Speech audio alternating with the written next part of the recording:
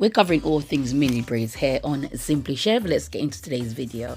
In today's video, I'm going to talk to you about the reasons why your mini braids challenge will likely fail, and also some of the ways you can overcome that, and like me, go through over 6 challenges, see your natural hair transform health-wise, length-wise, and it's continuing to grow all through this very easy, simple way of growing your natural hair.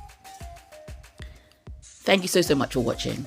So as you know, I've done over 6 mini braids challenges. I've also done mini twist challenges. I've done a braid and twist challenge, and I've also done a cornrow challenge. It's fair to say that I know how to do these challenges by now over the last 3 years, and I've shared that on my channel, so you can check out my playlist for all of the challenges that I've ever done.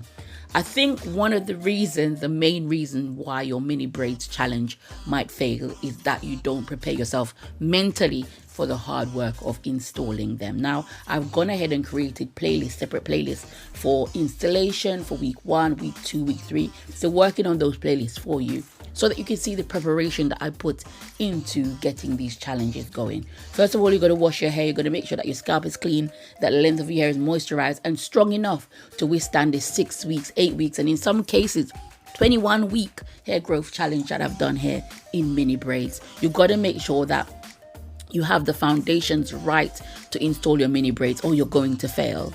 And so I think a lot of people underestimate the first stage of this challenge, which is the installation process. For me, I set that time aside. I make sure I have nothing else to do. Sometimes I do it in the night when the kids have gone to bed as well, to help me. And so the installation doesn't just start when you put those mini braids in. And remember, sometimes this installation can take a whole week, depending on the length of your hair, depending on your technique, depending on your experience. So really, you have to prepare yourself for the installation. You've got to get your hair right. Make sure you strengthen it with henna or any other protein that it needs if it's high porosity like mine. Because if you get the installation part wrong, or your mental preparation for the installation wrong, you are going to fail. Okay, so one of the ways I overcome that, or I make that easy for myself, I transition style. So if, like in this video, I was in twist before, I transition those twists into braid, and that way I don't have to be parting my hair. I don't have to be doing as much preparation. I don't have to straighten my hair as well.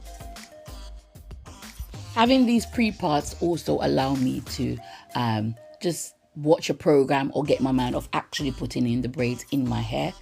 I can sit there without thinking. I just take down the previous twist and then I put them in as well. So it really saves you a lot of time transitioning style to be able to go. So get your installation, your mind ready for installation, get that preparation work in, separate the time. So probably you wash your hair, give it a couple of days, then you start to install, or otherwise you're gonna not be able to install this, especially for the smaller braids.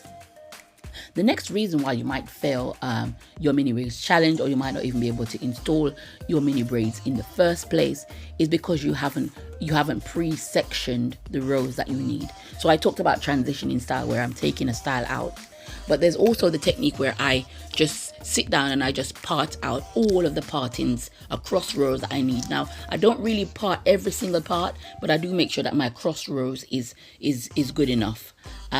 So make sure that you do a lot in the preparation, the installation. That's very, very important to be able to be successful in your mini braids challenge. The next reason why you might not be successful in your mini braids challenge is that you don't maintain your braids correctly. So you feel like an 8-week challenge is your opportunity to leave your hair alone for 8 weeks and don't do anything, don't maintain it, don't wash it, don't condition it, don't do anything.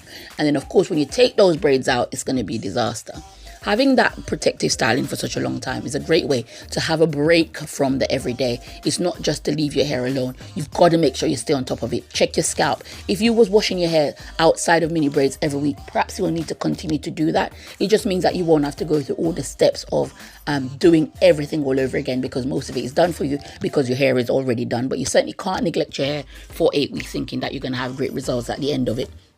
So during that protective style for the 8 weeks, maintain a very good regimen and set the time aside. Have a routine and a regimen while you're also in braids. It might look different from when you have loose hair, but you still definitely need to stay on top of it. You need to moisturize your hair length. You need to seal that in, and you need to stay on top of your scalp. Especially if, like myself, you have psoriasis or dandruff or anything like that, where you're going to need to make sure that that comes off. If that build-up stays in your braid, it's going to be a disaster when it comes to takedown as well, and that's certainly not healthy. So you can't leave your hair alone for 8 weeks thinking, okay, I'm going to go into a challenge, and when I take my hair out, it's going to be, it's going to be great. It won't be. You will actually do a lot of damage by leaving your hair for such a long time and not maintaining it. The next reason why your mini braid challenge might fail is when it comes to takedown.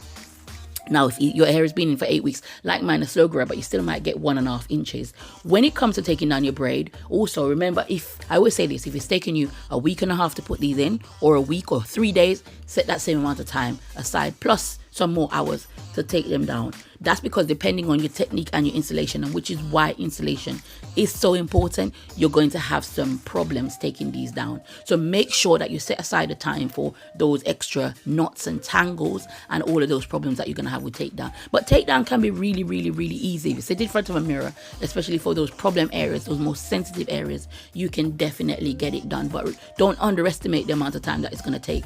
And I have a technique. I've got the 1, 2, 3, and I've got videos on those various takedown techniques. Once again, I'm going to try to work on the playlist section, so when you go in there, they're all categorized definitely in where you need to go for takedown, installation, for maintenance. That will all be in there: week 1, week 2, week 3, week 4. And so make sure you set aside enough time to take these down. As you take them down, be very gentle. And as you get to the new growth, be even more gentle, because you're going to have a bit of build up before you actually get to that new growth. And we're going to get 2 inches or so by this time if our hair grows relatively well, if we do that routine and regimen. Okay, so set aside the time for taking down these mini braids, and don't underestimate. Don't rip through your hair. Don't cut it off. Don't cut it off in frustration. Start from the back so you can continue to style your hair. You can just pull that back in a ponytail or a bun for as long as you need, and then you'll be fine. The next thing why your challenge might fail, or you might feel like you haven't done great, is because you haven't used a growth aid. As you know, I use virgin hair fertilizer in a lot of the challenges that I've done, and that's really, really helped me with the growth on my hair. As you can see there, my hair is quite long in these challenges, and so find a good growth aid like virgin hair fertilizer to help you out, or make your own, and you'll be able to see success. You'll get the additional boosted growth at the end of the challenge. And as I say, anyone can grow long hair. I've never had long hair before, which is why I set up this channel, to show someone who's a slow grower like myself that you can do it. You can do it definitely. If you put your mind to it, you can grow out. And with mini braids, mini twists, and cornrows, you have no excuse really. These really simple, cheap, easy methods for growing your natural hair. So try that out today. And this channel motivates you, scared towards growing your natural hair, how to do long-term protective style, and all of that. And there's so much in my playlist section.